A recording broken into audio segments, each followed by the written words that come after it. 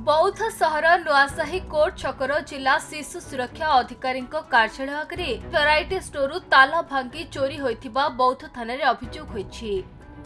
मिलिथिबा सूचना अनुसार विलंबित राति प्राय 3 घंटा समय दुर्बृत्त माने लुहा छड़े ताला भांगी दुकान मध्य पशि नगद 5000 टंका सहित अन्य सामग्री चोरी करिथिबा दुकान मालिक थाना अभियोग करिसेंती। अभियोग पाइबा परे बौद्ध पुलिस सीसीटीवी आधार प्रारंभिक तदंत आरंभ करिछि। सेहिपरि निकटरे थिबा औषध दुकान सटर खोलिबाकू उद्यम करी विफल होइतिबा सीसीटीवी फुटेज देखिबाकू मिलिछि। गत किछि दिन हेला प्रत्येक रातिरे सहरर विभिन्न दुकान ताला भांगी चोरी हेउथिबा व्यवसायी महल रे आतंक खेली जाइछि। आमे राति 10टा पूर्व दुकान बंद कलु।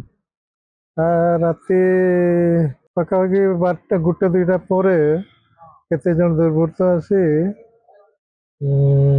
लुहा छड़े ताला भांगी केते गुड़े जिनस चुरैकी नहीं से भितर टंका 10,000 बिस्कुट मिक्सचर साबुन एंदी सब पाखापाखि 20,000 भितर जिनस पत्र चोरी पिछिया रास्ता पिछिया देखिकी जाइए थाना एफआईआर दिखाई कौन कारण भावुन लोकल लोग।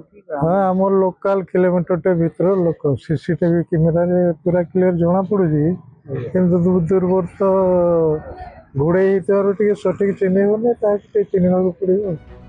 बौद्धरू जयनंद मिश्र रिपोर्ट खबर ओडिशा।